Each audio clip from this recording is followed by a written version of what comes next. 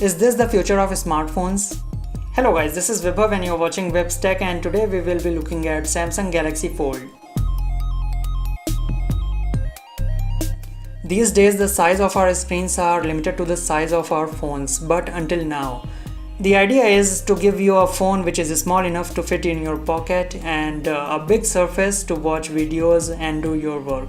Beyond this big screen, it has 500 GB storage and 6 cameras. 3 on the back, 2 inside and 1 on the front. But this tech cost you more than most of the laptops and computers, which is $1,980. In India, it would cost you around 1,41,000 rupees, which is very expensive, but even Samsung call it as a luxury phone. But as a phone, there's a plenty of skepticism that it's a gimmick. Let's talk about some features of this phone other than just fold.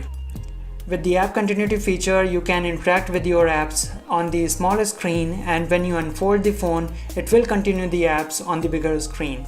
And on the bigger screen, you can easily multitask, and this 3-app multitasking is not available even in tablets today.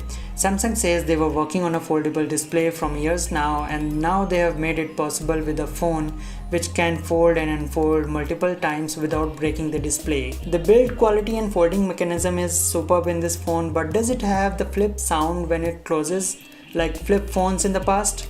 I'm not sure I can do the sound justice, but there is a very satisfying click, sort of a soft closure sound. But what about that price? Nearly $2,000. It is some of the most expensive phones.